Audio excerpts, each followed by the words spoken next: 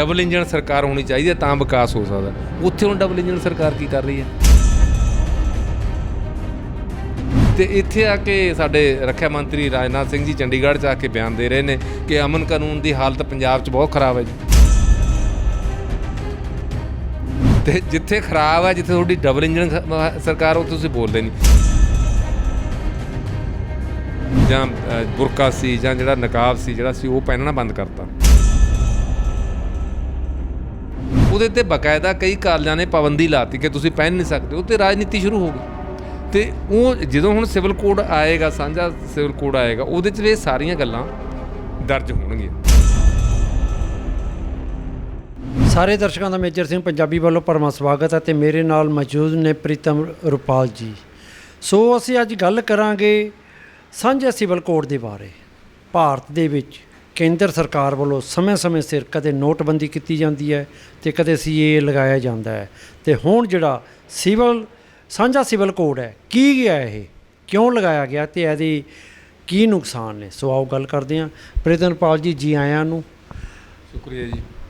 ਪ੍ਰੀਤਮ ਜੀ, ਬੜਾ ਚਰਚਾ ਦੇ ਵਿੱਚ ਆ, ਬੜਾ ਵਿਵਾਦ ਉੱਠ ਰਿਹਾ। ਆਏ ਦਿਨ ਨਵੇਂ ਤੋਂ ਨਵਾਂ ਕੋਈ ਨਾ ਕੋਈ ਜਿਹੜਾ ਕਿ ਭੰਬਲ ਭੂਸਾ ਪਿਆ ਰਹਿੰਦਾ ਹੈ। ਜਿਹੜੀਆਂ ਸਰਕਾਰਾਂ ਨੇ ਉਹ 2024 ਦੀਆਂ ਚੋਣਾਂ ਨੂੰ ਲੈ ਕੇ ਲਗਾਤਾਰ ਕੁਛ ਨਾ ਕੁਛ ਨਵੀਂ ਵਿਉਂਤਬੰਦੀ ਕਰਦੀਆਂ ਨੇ ਵੀ ਕਿਸ ਤਰ੍ਹਾਂ ਉਹ ਜਿਹੜਾ ਕਿ ਸੱਤਾ ਦੇ ਵਿੱਚ ਰਹਿ ਸਕਣ। ਸੋ ਜਿਹੜਾ ਹੁਣ ਸਾਂਝਾ ਸਿਵਲ ਕੋਡ ਆਇਆ ਹੈ, ਉਹ ਕੀ ਹੈ, ਕੀ ਨੁਕਸਾਨ ਨੇ ਜਾਂ ਕੀ ਫਾਇਦੇ ਨੇ? ਦੇਖੋ ਮੇਜਰ ਸਿੰਘ ਜੀ, ਇੱਕ ਗੱਲ ਤਾਂ ਤੁਸੀਂ ਖੁਦ ਹੀ ਕਹਿ ਦਿੱਤੀ ਹੈ ਕਿ ਜਿਹੜਾ ਹੁਣ ਏਜੰਡਾ ਹੈ, ਖਾਸ ਕਰਕੇ ਜਿਹੜੀ ਸੱਤਾਧਾਰੀ ਧਿਰ ਹੈ ਉਹਦੇ ਕੋਲ ਆਉਣ ਵਾਲੀਆਂ ਚੋਣਾਂ ਵਾਸਤੇ, ਉਹਨਾਂ ਨੂੰ ਕੋਈ ਨਾ ਕੋਈ ਇੱਦਾਂ ਦਾ ਏਜੰਡਾ ਚਾਹੀਦਾ ਜਿਹੜਾ ਏਜੰਡਾ ਜਿਹੜਾ ਹੈ ਇੱਥੋਂ ਦੀ ਜਿਹੜੀ ਬਹੁ ਗਿਣਤੀ ਭਾਈਚਾਰਾ ਉਹਨੂੰ ਖੁਸ਼ ਕਰ ਸਕੇ, ਉਹਨੂੰ ਵੱਧ ਤੋਂ ਵੱਧ ਇਹ ਲੱਗੇ ਕਿ ਇਹ ਗੱਲ ਸਾਡੇ ਹਿੱਤ ਦੇ ਵਿੱਚ ਹੈ। ਅਤੇ ਇਹ ਜਿਹੜਾ ਸਾਂਝਾ ਸਿਵਲ ਕੋਡ ਹੈ, ਜਿਹਨੂੰ UCC ਕਹਿੰਦੇ ਆ, ਯੂਨੀਫਾਰਮ ਸਿਵਲ ਕੋਡ, ਇਹ ਵੀ ਇਹੀ ਚੀਜ਼ ਹੈ। ਅਤੇ ਕਿ ਕਿਸ ਤਰ੍ਹਾਂ ਅਤੇ ਕਿਸ ਤਰੀਕੇ ਦੇ ਨਾਲ ਜਿਹੜਾ ਹੈਗਾ ਬਹੁ ਗਿਣਤੀ ਭਾਈਚਾਰਾ ਹੈ ਉਹਨੂੰ ਖੁਸ਼ ਰੱਖ ਕੇ ਉਹਨਾਂ ਦੀਆਂ ਵੋਟਾਂ ਹਾਸਲ ਕੀਤੀਆਂ ਜਾ ਸਕਣ। ਹੁਣ ਜਿੱਥੋਂ ਤੁਸੀਂ ਤੱਕ ਇਹ ਗੱਲ ਕਹੀਏ ਵੀ ਹੈ ਕਿ ਕਿਉਂਕਿ ਯੂਨੀਫਾਰਮ ਸਿਵਲ ਕੋਡ ਕੋਈ ਨਵੀਂ ਚੀਜ਼ ਨਹੀਂ। ਪਹਿਲੀ ਗੱਲ ਤਾਂ ਬਹੁਤ ਵਾਰੀ ਇਹ ਗੱਲਾਂ ਉੱਠੀਆਂ ਨੇ, ਬਹੁਤ ਵਾਰੀ ਜਿਹੜੇ ਹੈ ਇਹ ਮੁੱਦੇ ਜਿਹੜੇ ਹੈਗੇ ਸਾਹਮਣੇ ਆਏ ਨੇ। ਸਾਡੇ ਕਨਸਟੀਟਿਊਸ਼ਨ ਆਫ ਇੰਡੀਆ ਦੇ ਵਿੱਚ ਬਾਕਾਇਦਾ ਇਹਨੂੰ ਦਰਜ ਕੀਤਾ ਹੋਇਆ ਇੱਕ ਜਿਹੜੀ ਹੈਗੀ ਧਾਰਾ ਦੇ ਤਹਿਤ। ਪਰ ਮੇਜਰ ਸਿੰਘ ਜੀ, ਇਹਦੀਆਂ 'ਚ ਜਿਹੜੀਆਂ 2-3 ਗੱਲਾਂ ਨੇ ਉਹ ਸਮਝਣੀਆਂ ਪਹਿਲਾਂ ਸਭ ਤੋਂ ਵੱਧ ਬਹੁਤ ਜ਼ਰੂਰੀ ਨੇ।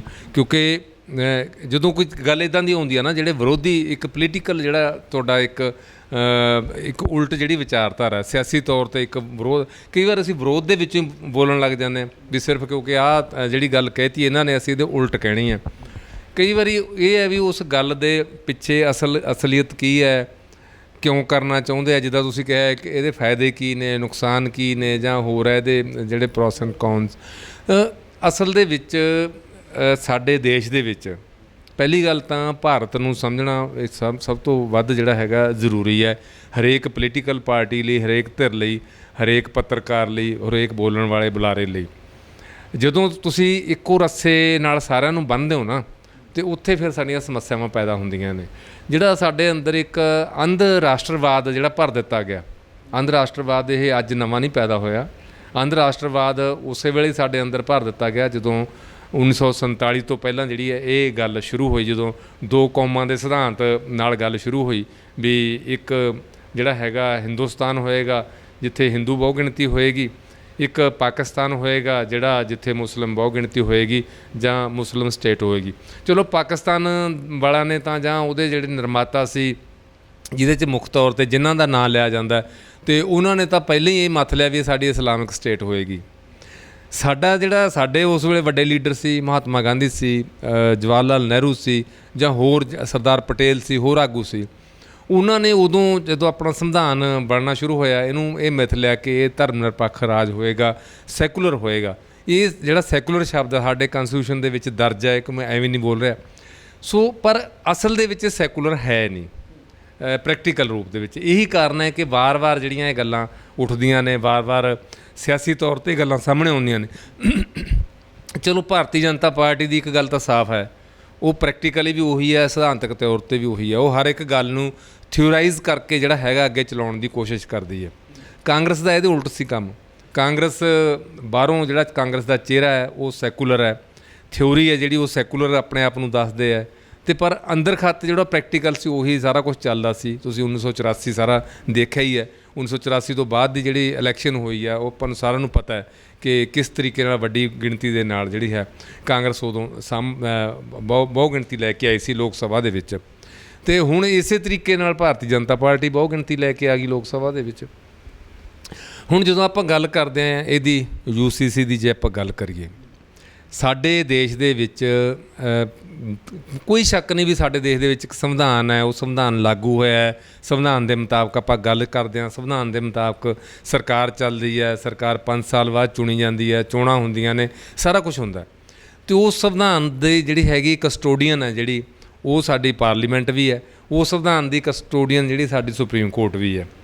ਅਤੇ ਕਈ ਇਹੋ ਜਿਹੇ ਮਾਮਲੇ ਨੇ ਸਾਡੇ ਸੰਵਿਧਾਨ ਦੇ ਵਿੱਚ ਜਿਹੜੇ ਖੁੱਲ੍ਹੇ ਛੱਡੇ ਗਏ ਨੇ, ਜਿਨ੍ਹਾਂ ਨੂੰ directive principal of state policy ਕਹਿੰਦੇ ਆ।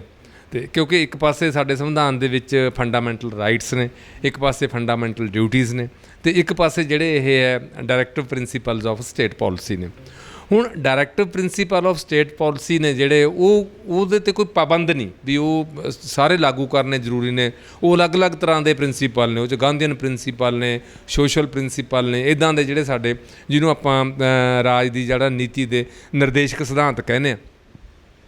ਹੁਣ ਇੱਥੇ ਬਹੁਤ ਸਾਰੇ ਕਬੀਲੇ ਨੇ, ਬਹੁਤ ਸਾਰੀਆਂ ਭਾਸ਼ਾਵਾਂ ਨੇ, ਬਹੁਤ ਸਾਰੇ ਧਰਮ ਨੇ, ਬਹੁਤ ਸਾਰੀਆਂ ਜਿਹੜੀਆਂ ਨਸਲਾਂ ਨੇ, ਉਹਨਾਂ ਦੇ ਕਸਟਮਰੀ ਲਾ ਵੀ ਹੈਗੇ ਆ। ਜਿੱਥੇ ਕਿਤੇ ਕੋਈ ਜਿਹੜਾ ਵੱਡਾ ਕਾਨੂੰਨ ਕਿਤੇ ਕਸਟਮਰੀ ਲਾ ਦੇ ਵਿਰੋਧ ਦੇ ਵਿੱਚ ਆ ਕੇ ਖੜ੍ਹਦਾ, ਅਤੇ ਉੱਥੇ ਫਿਰ ਕਈ ਵਾਰੀ ਸਾਡਾ ਸੰਵਿਧਾਨ ਹੈ ਉਹ ਚੁੱਪ ਹੋ ਜਾਂਦਾ। ਜਾਂ ਜਿਹੜੀ ਇਹੀ ਗੱਲ ਹੈ, ਇਹ ਸਾਡੀਆਂ ਜਿਹੜੀਆਂ 3 ਸੰਵਿਧਾਨ ਦੇ ਵਿੱਚ ਲਿਸਟ ਨੇ, ਇੱਕ ਯੂਨੀਅਨ ਲਿਸਟ ਹੈ, ਇੱਕ ਸਟੇਟ ਲਿਸਟ ਹੈ, ਤੀਜੀ ਜਿਹੜੀ ਕੌਨਕਰੈਂਟ ਲਿਸਟ ਹੈ ਜਿਹਨੂੰ ਆਪਾਂ ਸਾਂਝੀ ਸੂਚੀ ਕਹਿੰਦੇ ਹਾਂ ਜਾਂ ਸਮਵਰਤੀ ਸੂਚੀ ਕਹਿੰਦੇ ਹਾਂ, ਉਹਦੇ 'ਚ ਯੂਨੀਅਨ ਗੌਰਮੈਂਟ ਵੀ ਹੈ, ਸਟੇਟ ਗੌਰਮੈਂਟਸ ਵੀ ਨੇ।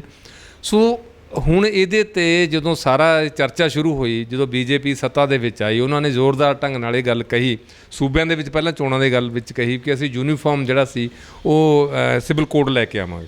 ਯੂਨੀਫਾਰਮ ਸਿਵਲ ਕੋਡ ਦਾ ਮਤਲਬ ਜਿਹੜੇ ਤੁਹਾਡੇ ਕਸਟਮਰੀ ਲਾ ਨੇ ਅਤੇ ਉਹ ਫਿਰ ਉੱਥੇ ਖਤਮ ਹੋ ਜਾਂਦੇ ਆ। ਉਹ ਸਾਰਿਆਂ ਲਈ ਇੱਕੋ ਹੀ ਕਾਨੂੰਨ ਹੋਏਗਾ ਸਾਰਿਆਂ ਲਈ। ਜੇ ਤੁਸੀਂ ਇੱਕ ਥਾਂ ਤੋਂ ਲੰਘਣਾ, ਸਾਰਿਆਂ ਨੇ ਉਸੇ ਥਾਂ ਤੋਂ ਹੀ ਲੰਘਣਾ। ਜੇ ਇੱਕ ਥਾਂ 'ਤੇ ਮੱਥਾ ਟੇਕਣਾ, ਸਾਰਿਆਂ ਨੇ ਉਸ ਥਾਂ 'ਤੇ ਮੱਥਾ ਟੇਕ ਕੇ ਜਾਣਾ।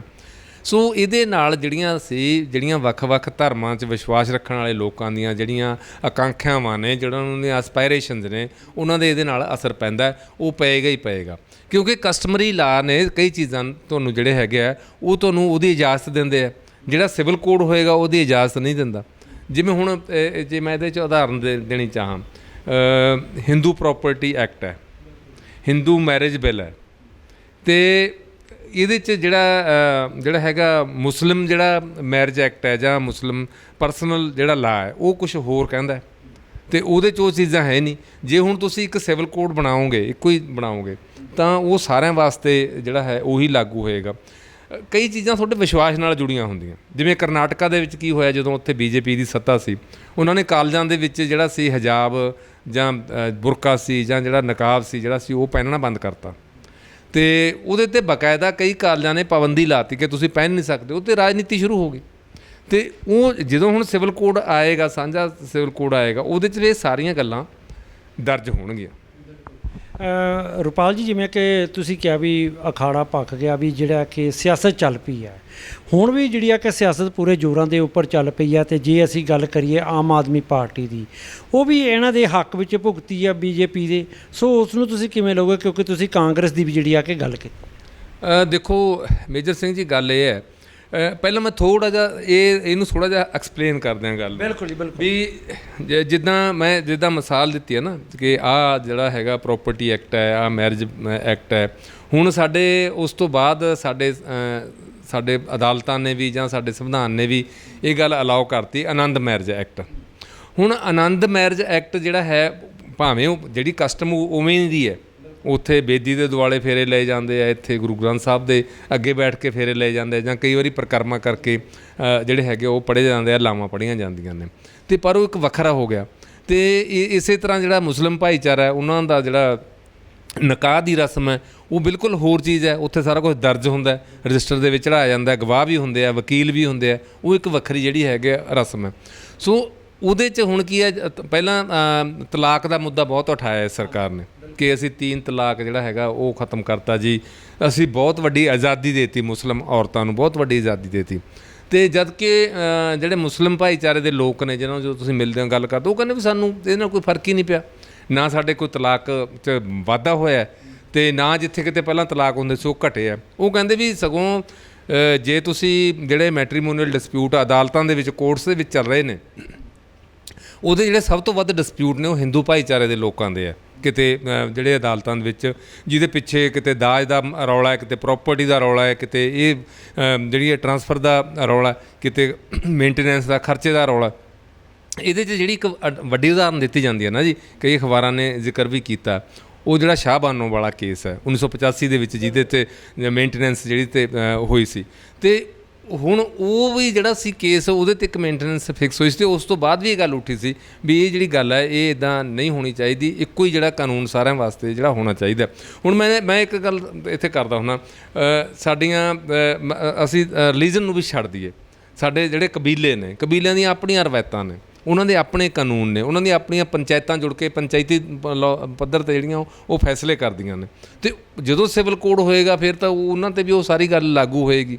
ਅਤੇ ਸਾਡੇ ਪੰਜਾਬ ਦੇ ਵਿੱਚ ਹੀ ਜਿਵੇਂ ਚਾਦਰ ਪਾਉਣ ਦੀ ਰਸਮ ਹੈ, ਕਰੇਵੇ ਦੀ ਰਸਮ ਹੈ, ਵਿਆਹ ਤੋਂ ਬਾਅਦ ਜੇ ਕਿਸੇ ਔਰਤ ਦਾ ਪਤੀ ਮਰ ਜਾਂਦਾ, ਉੱਥੇ ਪੱਗ ਦੇਣ ਦੀ ਰਸਮ ਹੈ, ਜਿਹਦੇ 'ਚ ਕੋਈ ਹੋਰ ਕੁਛ ਹੁੰਦਾ ਹੀ ਨਹੀਂ, ਨਾ ਆਨੰਦ ਕਾਰਜ ਹੁੰਦੇ ਆ, ਪੰਚਾਇਤੀ ਤੌਰ 'ਤੇ ਬੈਠ ਕੇ ਉਹ ਫੈਸਲਾ ਹੋ ਜਾਂਦਾ। ਅਤੇ ਇਸੇ ਤਰ੍ਹਾਂ ਹੀ ਜੇ ਕਿਸੇ ਦੀ ਪਤਨੀ ਮਰ ਜਾਂਦੀ ਹੈ, ਉਹਨੇ ਕੋਈ ਹੋਰ ਪਤਨੀ ਵਿਆਹੁਣੀ ਹੈ ਜਾਂ ਹੋਰ ਹੈ, ਉਹਦੇ ਚਾਦਰ ਪਾਉਣੀ ਜਾਂ ਕਰੇਵਾ, ਇਸ ਤਰ੍ਹਾਂ ਦੀਆਂ ਜਿਹੜੀਆਂ ਰਸਮਾਂ ਨੇ, ਜਿਹੜੀਆਂ ਉਹ ਕਿਤੇ ਵੀ ਕਿਸੇ ਮੈਰਿਜ ਐਕਟ ਦੇ ਵਿੱਚ ਨਹੀਂ ਆਉਂਦੀਆਂ, ਉਹ ਇੱਕ ਕਸਟਮਰੀ ਲਾ ਹੈ। ਅਤੇ ਪਰ ਉਹ ਮਾਨਤਾ ਉਹਨੂੰ ਮਿਲੀ ਹੈ, ਜਦੋਂ ਸਮਾਜ ਨੇ ਉਹਨੂੰ ਮਾਨਤਾ ਦਿੱਤੀ ਹੋਈ ਹੈ। ਸੋ ਜਦੋਂ ਤੁਸੀਂ ਇੱਦਾਂ ਨੂੰ ਸਾਰੀ ਚੀਜ਼ ਨੂੰ ਕਾਨੂੰਨੀ ਨੁਕਤੇ 'ਚ ਲੈ ਕੇ ਆਓਗੇ, ਦੇਖੋ ਇੱਕ ਤਾਂ ਉਹਦੇ ਵਿੱਚ ਜਿਹੜਾ ਜਦੋਂ ਤੁਸੀਂ ਕਾਨੂੰਨ ਦੇ ਵਿੱਚ ਕੋਈ ਚੀਜ਼ ਲੈ ਕੇ ਆਉਂਦੇ ਹੋ, ਸਭ ਤੋਂ ਵੱਡਾ ਉਹਦੇ 'ਚ ਕੋਰਟਸ, ਅਦਾਲਤਾਂ ਇਨਵੋਲਵ ਨੇ। ਅਦਾਲਤਾਂ ਇਨਵੋਲਵ ਨੇ ਤਾਂ ਉਹਦੇ 'ਚ ਇੱਕ ਬਹੁਤ ਵੱਡਾ ਬਿਜ਼ਨਸ ਇਨਵੋਲਵ ਹੈ, ਉਹਦੇ 'ਚ ਵਕੀਲਾਂ ਦੇ ਖਰਚੇ ਨੇ, ਹੋਰ ਹੈ, ਕਈ ਨਹੀਂ ਕਰ ਸਕਦੇ। ਰਾਜਸਥਾਨ ਦੇ ਵਿੱਚ ਕਈ ਇਹੋ ਜਿਹੇ ਕਬੀਲੇ ਨੇ ਅਤੇ ਜਿਹੜੇ ਸਖਤ ਤੋਂ ਸਖਤ ਜਿਹੜੀਆਂ ਸਜ਼ਾਵਾਂ ਨੇ ਉਹ ਆਪਣੀ ਪੰਚਾਇਤ ਦੇ ਵਿੱਚ ਦੇ ਦਿੰਦੇ ਨੇ, ਅਤੇ ਉੱਥੇ ਕੋਈ ਵਕੀਲ ਨਹੀਂ, ਕੋਈ ਹੋਰ ਨਹੀਂ, ਪਰ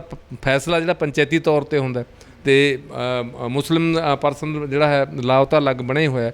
ਸੋ ਇਹ ਜਿਹੜੀ ਗੱਲ, ਭਾਵੇਂ ਇਹ ਗੱਲ ਸ਼ੁਰੂ ਹੋ ਗਈ ਹੈ, ਇਹਨੂੰ ਬਣਾ ਵੀ ਲਿਆ ਜਾਂਦਾ, ਕਿਉਂਕਿ 21ਵਾਂ ਜਿਹੜਾ ਲਾਅ ਕਮਿਸ਼ਨ ਸੀ ਉਹਨੇ ਤਾਂ ਇਹਨੂੰ ਕਹਿਤਾ ਸੀ ਵੀ ਇਹਦੀ ਜ਼ਰੂਰਤ ਨਹੀਂ ਹੈ ਦੇਸ਼ ਦੇ ਹਿਸਾਬ ਨਾਲ। ਹੁਣ ਉਹਨੂੰ ਰਿਵਿਊ ਕਰਨ ਵਾਸਤੇ 22ਵਾਂ ਲਾਅ ਕਮਿਸ਼ਨ ਬਣਾਤਾ। ਹੁਣ 22ਵੇਂ ਲਾਅ ਕਮਿਸ਼ਨ ਦੇ ਵਿੱਚ ਵੀ ਉਹਨਾਂ ਨੇ ਇਹ ਕਹਿਤਾ ਵੀ ਪਹਿਲਾਂ ਜਿਹੜੀਆਂ ਧਾਰਮਿਕ ਜਥੇਬੰਦੀਆਂ ਨੇ, ਸਮਾਜਿਕ ਜਥੇਬੰਦੀਆਂ ਨੇ, ਉਹਨਾਂ ਦੀ ਰਾਇ ਲੈ ਲਈ ਜਾਵੇ। ਉਹਦਾ ਵੀ ਇਹੀ ਕਾਰਨ, ਉਹਨਾਂ ਨੂੰ ਪਤਾ ਵੀ ਕਿ ਇਹਦੇ ਨਾਲ ਨਵੀਆਂ ਜਿਹੜੀਆਂ ਰੈਪਰੀਕਸ਼ਨਸ ਨੇ, ਜਿਹੜੀਆਂ ਨਵੀਆਂ ਸਮੱਸਿਆਵਾਂ ਨੇ, ਜਿਹੜੀਆਂ ਉਹ ਪੈਦਾ ਹੋ ਸਕਦੀਆਂ ਨੇ। ਜਿਹੜੀ ਮੇਜਰ ਸਿੰਘ ਜੀ ਤੁਸੀਂ ਦੂਸਰੀ ਗੱਲ ਕੀਤੀ ਹੈ ਕਿ ਆਮ ਆਦਮੀ ਪਾਰਟੀ ਨੇ ਥਾਰੋ ਜਿਹੜੀ ਹੈ ਇਹਦੀ ਸਪੋਰਟ ਕਰ ਦਿੱਤੀ ਹੈ। ਉਹਨੇ ਕਿਹਾ ਕਿ ਅਸੀਂ ਸਿਧਾਂਤਕ ਤੌਰ 'ਤੇ ਇਸ ਕਾਨੂੰਨ ਦੇ ਹੱਕ ਦੇ ਵਿੱਚੋਂ, ਇਸ ਤੋਂ ਪਹਿਲਾਂ ਵੀ ਇਸ ਕਾਨੂੰਨ ਦੇ ਹੱਕ 'ਚ ਨੇ। ਆਮ ਆਦਮੀ ਪਾਰਟੀ ਆਪਣੇ ਆਪ ਨੂੰ ਦੇਸ਼ ਦੇ ਵਿੱਚ ਕਿਸ ਤਰ੍ਹਾਂ ਰੱਖਣਾ ਚਾਹੁੰਦੀ ਹੈ, ਕਿਹੜੇ ਸਿਧਾਂਤ 'ਤੇ ਚੱਲਣਾ ਚਾਹੁੰਦੀ ਹੈ, ਇਹ ਬਹੁਤ ਵੱਡਾ ਇੱਕ ਸਵਾਲ ਹੈ। ਜਿੱਦਾਂ ਆਪਾਂ ਕਾਂਗਰਸ ਦਾ ਜ਼ਿਕਰ ਕੀਤਾ ਜਾਂ ਬੀਜੇਪੀ ਦਾ, ਦੇਖੋ ਬੀਜੇਪੀ ਦਾ ਸਾਰਾ ਕੁਛ ਐਲਾਨੀ ਹੈ। ਬੀਜੇਪੀ ਨੇ ਕੁਛ ਵੀ ਜਿਹੜਾ ਹੈ ਆਪਣਾ ਉਹ ਲੁਕੋ ਕੇ ਨਹੀਂ ਰੱਖਿਆ ਹੋਇਆ, ਹੈ ਨਾ ਜੀ। ਉਹ ਸਿਧਾਂਤਕ ਤੌਰ 'ਤੇ ਵੀ ਉਹੀ ਕਰਦੇ ਆ ਅਤੇ ਪ੍ਰੈਕਟੀਕਲੀ ਵੀ ਉਹੀ ਕਰਦੇ ਆ। ਇਹ ਵੱਖਰੀ ਗੱਲ ਹੈ ਕਿ ਕਈ ਵਾਰੀ ਮਜਬੂਰੀ ਪ੍ਰਧਾਨ ਮੰਤਰੀ ਦੀ ਬਣ ਜਾਂਦੀ ਹੈ, ਉਹਨਾਂ ਨੂੰ ਮਸਜਿਦ 'ਚ ਵੀ ਜਾਣਾ ਪੈਂਦਾ ਜਾਂ ਉਹਨਾਂ ਨੂੰ ਹੋਰ ਹੈ, ਪਰ ਅੰਦਰੋਂ ਉਹਨਾਂ ਦਾ ਜਿਹੜਾ ਹੈਗਾ RSS ਦਾ ਜਿਹੜਾ ਏਜੰਡਾ ਹੈ ਵੀ ਇਹ ਹਿੰਦੂ ਰਾਸ਼ਟਰ ਹੈ ਅਤੇ ਇਹਨੂੰ ਹਿੰਦੂ ਰਾਸ਼ਟਰ ਬਣਾ ਕੇ ਰੱਖਣਾ। ਇਹ ਜਿਹੜਾ ਇੱਕ ਜਿਹੜੀ ਉਹਨਾਂ ਦਾ ਕਲੀਅਰ ਜਿਹੜਾ ਫੰਡਾ ਹੈਗਾ, ਸਪਸ਼ਟ ਹੈ, ਇਹਦੇ 'ਚ ਕੋਈ ਨਹੀਂ। ਹੁਣ ਜਿਹੜੀਆਂ ਦੂਜੀਆਂ ਪਾਰਟੀਆਂ ਨੇ, ਕਾਂਗਰਸ ਹੈ ਜਾਂ ਹੁਣ ਆਮ ਆਦਮੀ ਪਾਰਟੀ ਨੇ, ਹੁਣ ਕੀ ਪੰਜਾਬ ਜਿੱਤਣ ਤੋਂ ਬਾਅਦ ਕੁਝ ਸੀਟਾਂ ਜਿਹੜੀਆਂ ਗੁਜਰਾਤ 'ਚ ਜਿੱਤਣ ਤੋਂ ਬਾਅਦ, ਦਿੱਲੀ 'ਚ ਜਿੱਤਣ ਤੋਂ ਬਾਅਦ, ਉਹਨਾਂ ਨੂੰ ਵੈਸੇ ਹੀ ਹੁਣ ਤਾਂ ਚਲੋ ਇੱਕ ਨੈਸ਼ਨਲ ਪਾਰਟੀ ਬਣ ਗਈ ਹੈ ਜਿਹੜੀ ਸਾਡੇ ਇਹਦੇ ਮੁਤਾਬਕ ਇਲੈਕਸ਼ਨ ਕਮਿਸ਼ਨ ਦੇ ਜਾਂ ਸਾਡਾ ਇਲੈਕਸ਼ਨ ਦੇ ਜਿਹੜਾ ਹੈਗਾ ਚੋਣ ਜਿਹੜਾ ਰਿਪਰੈਜ਼ੈਂਟੇਟਿਵ ਐਕਟ ਹੈ ਸਾਡਾ, ਜਿਹੜਾ ਪਬਲਿਕ ਪੀਪਲ ਰਿਪਰੈਜ਼ੈਂਟੇਟਿਵ ਐਕਟ ਹੈ, ਉਹਦੇ ਹਿਸਾਬ ਨਾਲ ਅਤੇ ਨੈਸ਼ਨਲ ਪਾਰਟੀ ਬਣ ਗਈ ਹੈ।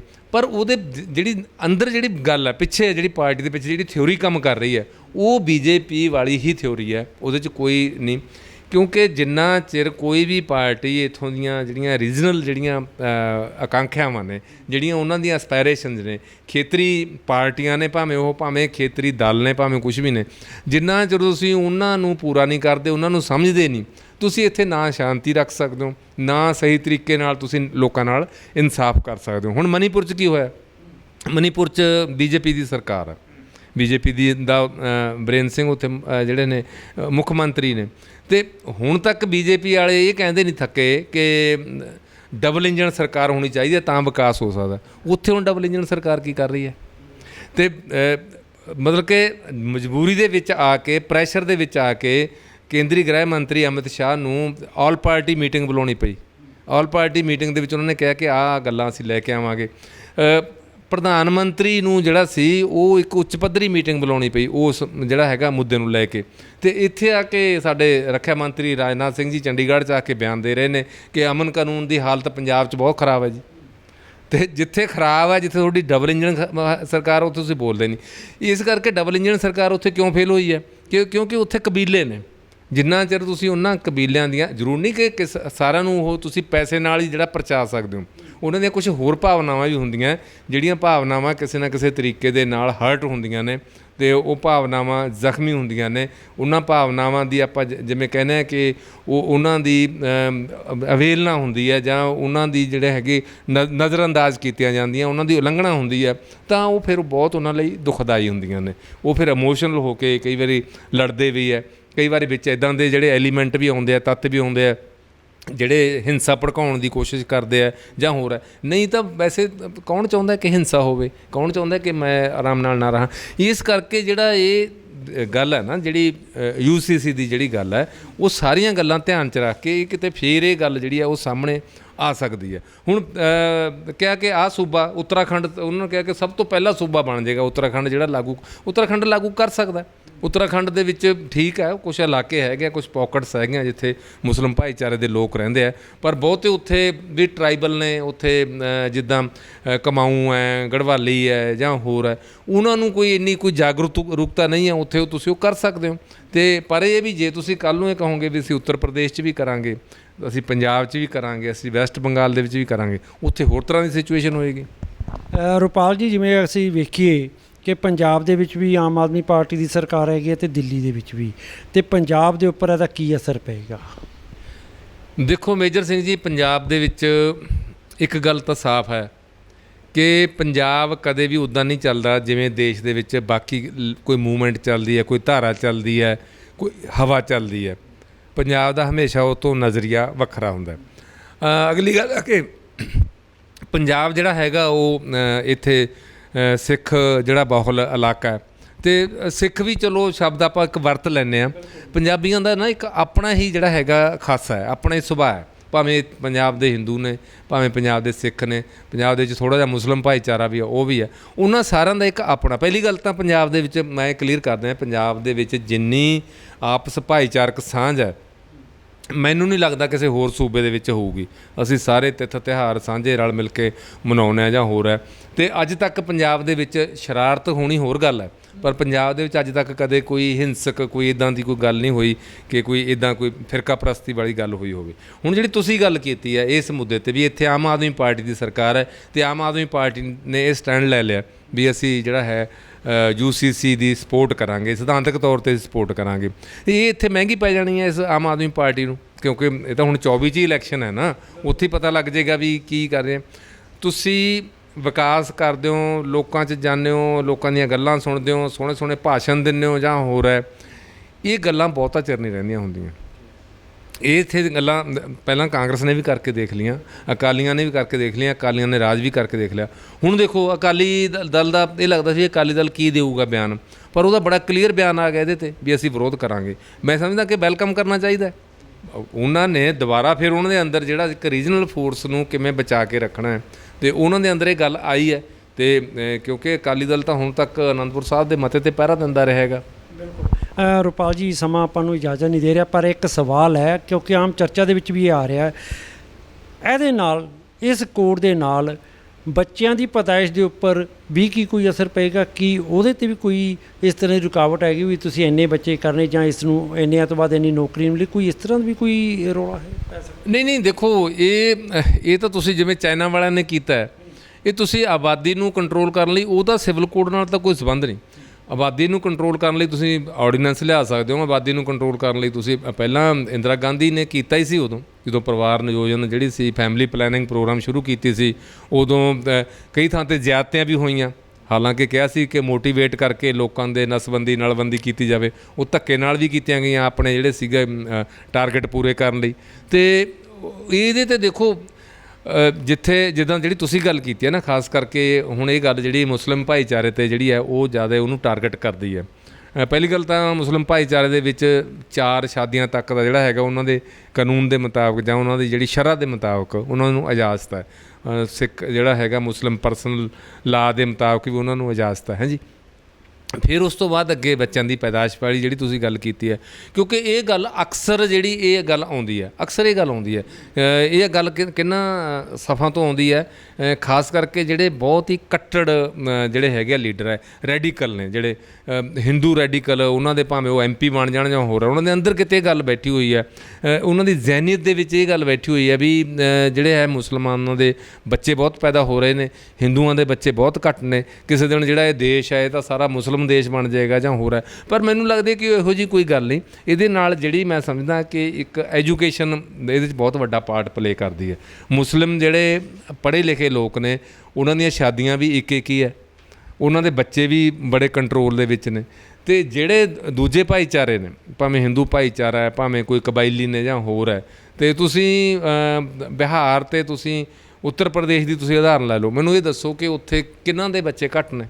ਉੱਥੇ ਜਿਹੜੇ ਲੇਬਰ ਕਲਾਸ ਹੈ ਜਾਂ ਹੋਰ ਹੈ ਜਿਨ੍ਹਾਂ 'ਚ ਜਾਗਰੂਕਤਾ ਨਹੀਂ ਹੈ। ਹੁਣ ਸਾਡੇ ਇੱਥੇ ਹੀ ਕਿੰਨੇ ਜਿਹੜੇ ਹੈਗੇ ਪ੍ਰਵਾਸੀ ਮਜ਼ਦੂਰ ਆਉਂਦੇ, ਅਸੀਂ ਦੇਖਦੇ ਹਾਂ ਉਹਨਾਂ ਦੇ ਕਿੰਨੇ 4 5 ਬੱਚੇ ਆ ਜਿਹੜੇ ਉਹਨਾਂ ਦੇ, ਉਹ ਕਿਹੜਾ ਸਾਰੇ ਮੁਸਲਮਾਨ ਨੇ? ਸੋ ਮੈਨੂੰ ਨਹੀਂ ਲੱਗਦਾ ਇਹਦੇ ਨਾਲ ਕੋਈ ਜਿਹੜਾ, ਕਿਉਂਕਿ ਇਹ ਤਾਂ ਇੱਕ ਗੱਲ ਬਿਲਕੁਲ ਵੱਖਰੀ ਹੈ ਨਾ ਆਬਾਦੀ 'ਤੇ ਕੰਟਰੋਲ ਕਰਨ ਵਾਲੀ। ਰੁਪਾਲ ਜੀ, ਹੁਣ ਇਹ ਵੀ ਇੱਕ ਵਾਰੀ ਜਾਂਦੇ ਹੋਏ ਦੱਸ ਦਿਓ ਕਿ ਨੋਟਬੰਦੀ ਨਾਲ ਜਾਂ CA ਨਾਲ ਕੀ ਕੁਝ ਇੱਥੇ ਵਾਪਰਿਆ, ਭਾਰਤ ਦੇ ਵਿੱਚ ਕਿਸ ਤਰ੍ਹਾਂ ਵਿਰੋਧਤਾ ਹੋਈ ਹੈ, ਅਤੇ ਹੁਣ ਜਿਹੜਾ ਹੈ ਕਿ ਸਾਂਝਾ ਸਿਵਲ ਕੋਡ ਹੈ ਇਹਦੇ ਨਾਲ ਲੋਕਾਂ ਦੇ ਵਿੱਚ ਕੀ ਡਰ ਹੈਗਾ, ਅਤੇ ਪਰ 2024 ਦੀਆਂ ਚੋਣਾਂ ਵਿੱਚ ਇਹਦਾ ਕੀ ਅਸਰ ਹੋਇਆ? ਪਹਿਲੀ ਗੱਲ ਤਾਂ ਦੇਖੋ ਜੀ, ਨੋਟਬੰਦੀ ਪ੍ਰਧਾਨ ਮੰਤਰੀ ਦਾ ਪ੍ਰੈਰੋਗੇਟਿਵ ਹੈ। ਪ੍ਰਧਾਨ ਮੰਤਰੀ ਕੈਬਨਿਟ ਦੀ ਸਲਾਹ ਦੇ ਨਾਲ, RBI ਦੀ ਸਲਾਹ ਦੇ ਨਾਲ ਅਤੇ ਨੀਤੀ ਆਯੋਗ ਦੀ ਸਲਾਹ ਦੇ ਨਾਲ ਜਿਹੜਾ ਸੀ ਇਹ ਫੈਸਲਾ ਉਹਨਾਂ ਨੇ ਲਿਆ।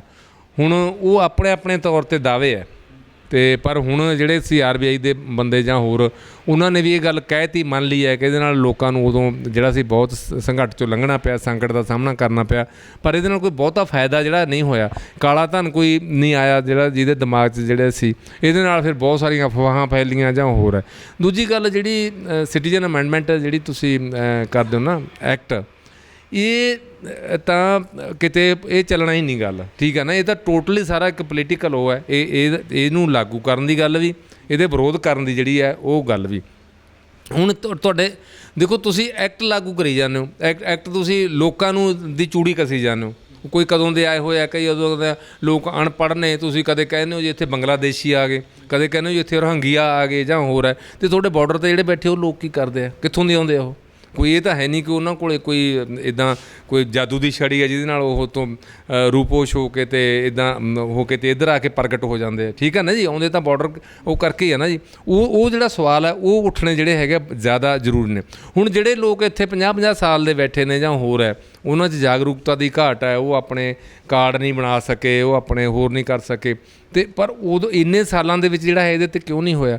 ਕੀ ਹੁਣ ਉਹਨਾਂ ਲੋਕਾਂ ਨੂੰ ਜੇ ਤੁਸੀਂ ਇਹ ਚਲੋ ਮੈਂ ਮੰਨ ਲੈਂਦਾ ਵੀ ਤੁਸੀਂ ਅਮੈਂਡਮੈਂਟ ਐਕਟ ਤੁਸੀਂ ਲਾਗੂ ਕਰਤਾ, ਅਤੇ ਉਹਨਾਂ ਲੋਕਾਂ ਨੂੰ ਤੁਸੀਂ ਕੱਢ ਦਿਓਗੇ ਦੇਸ਼ ਦੇ ਵਿੱਚੋਂ, ਕਿੱਥੇ ਭੇਜੋਗੇ? ਮਤਲਬ ਕਿ ਇਹ ਜਿਹੜੀਆਂ ਸਾਰੀਆਂ ਮੈਂ ਸਮਝਦਾ ਕਿ ਪੋਲੀਟੀਕਲ ਸਟੰਟ ਸੱਤਾਧਾਰੀਆਂ ਵੱਲੋਂ ਵੀ, ਵਿਰੋਧੀਆਂ ਵੱਲੋਂ ਵੀ, ਅਤੇ ਇਹਦੇ 'ਤੇ ਕੋਈ ਮਿਲ ਬੈਠ ਕੇ ਕੋਈ ਕਦੇ ਗੱਲ ਨਹੀਂ ਹੋਈ ਅੱਜ ਤੱਕ, ਕਦੇ ਪਾਰਲੀਮੈਂਟ ਦੇ ਵਿੱਚ ਸੀਰੀਅਸ ਕੋਈ ਇਹਦੇ 'ਤੇ ਬਹਿਸ ਨਹੀਂ ਹੋਈ। ਪਾਰਲੀਮੈਂਟ ਪਿਛਲੇ ਵਾਰ ਤਾਂ ਬੜੀ ਕਮਾਲ ਦੀ ਗੱਲ ਹੋਈ ਵੀ ਸੱਤਾਧਾਰੀ ਧਿਰ ਨੇ ਪਾਰਲੀਮੈਂਟ ਨਹੀਂ ਚੱਲਣ ਦਿੱਤੀ। ਮਤਲਬ ਕਿ ਇਹ ਵੀ ਕਦੇ ਹੁੰਦਾ, ਸੱਤਾਧਾਰੀ ਧਿਰ ਚਾਹੁੰਦੀ ਹੈ ਕਿ ਪਾਰਲੀਮੈਂਟ ਚੱਲੇ, ਅਤੇ ਇਹ ਮੁੱਦੇ ਕਿਉਂਕਿ ਜੇ ਪਾਰਲੀਮੈਂਟ ਬੈਠੂਗੀ ਤਾਂ ਇਹ ਮੁੱਦੇ ਆਉਣਗੇ, ਇਹਨਾਂ 'ਤੇ ਵਿਚਾਰ ਹੋਊਗੀ, ਪਰ ਉਹ ਅਸੀਂ ਨਹੀਂ ਚਾਹੁੰਦੇ, ਇਹਨੂੰ ਇੱਕ ਸਿਆਸੀ ਉਹਦੇ ਵਿੱਚ ਹਵਾ 'ਚ ਹੀ ਰੱਖਣਾ ਚਾਹੁੰਦੇ ਹਾਂ। ਸੋ ਬਹੁਤ ਬਹੁਤ ਧੰਨਵਾਦ ਪ੍ਰੀਤਮ ਰੁਪਾਲ ਜੀ ਕਿ ਤੁਸੀਂ ਆਪਣਾ ਜਿਹੜਾ ਕੀਮਤੀ ਸਮਾਂ ਦੇ ਕੇ ਅੱਜ ਦੀ ਸਾਂਝਾ ਸਿਵਲ ਕੋਡ ਜਿਹੜਾ ਕਿ ਜਾਰੀ ਕੀਤਾ ਜਾ ਰਿਹਾ, ਜਿਸ 'ਤੇ ਗੱਲਬਾਤ ਚੱਲ ਰਹੀ ਹੈ ਔਰ ਵਿਵਾਦਾਂ ਦੇ ਵਿੱਚ ਆ ਚੁੱਕਿਆ, ਸੋ ਉਹਦੇ 'ਤੇ ਬੜਾ ਤੁਸੀਂ ਖੂਬਸੂਰਤ ਤਰੀਕੇ ਨਾਲ ਦੱਸਿਆ ਕਿ ਇਹਦੇ ਵਿੱਚ ਰੁਪਾਲ ਜੀ ਨੇ ਇੱਕ ਸਪਸ਼ਟ ਕਰ ਦਿੱਤਾ ਕਿ ਪੰਜਾਬ ਦੇ ਵਿੱਚ ਸ਼ਾਂਤੀ ਹੈ, ਪੰਜਾਬ ਦੇ ਲੋਕ ਅਲੱਗ ਸੋਚ ਰੱਖਦੇ ਨੇ, ਪੰਜਾਬ ਦੀ ਸਿਆਸਤ ਪੂਰੇ ਭਾਰਤ ਦੇ ਬਾਕੀ ਸੂਬਿਆਂ ਨਾਲੋਂ ਵੱਖਰੀ ਆ। ਸੋ ਆਉਣ ਵਾਲਾ ਸਮਾਂ ਦੱਸਿਆ ਕਿ ਸਾਂਝਾ ਸਿਵਲ ਕੋਡ ਕੀ ਆਪਣਾ ਜਿਹੜਾ ਕਿ ਅਸਰ ਦਿਖਾਉਂਦਾ ਹੈ ਤੇ 2024 ਦੀਆਂ ਚੋਣਾਂ ਦੇ ਵਿੱਚ ਇਹਦੇ ਉੱਪਰ ਕੀ ਹੋ ਰਿਹਾ ਹੈ। ਸੋ ਕਿਉਂਕਿ ਇਹਦੇ ਉੱਪਰ ਚਾਰੇ ਪਾਸਿਓਂ ਇਸ ਵਕਤ ਸਿਆਸਤ ਪੂਰੀ ਤਰ੍ਹਾਂ ਭਖ ਚੁੱਕੀ ਹੈ। ਸੋ ਦਿਓ ਇਜਾਜ਼ਤ, ਤੁਹਾਡਾ ਆਪਣਾ ਮੇਜਰ ਸਿੰਘ ਪੰਜਾਬੀ। ਸਤਿ ਸ੍ਰੀ ਅਕਾਲ।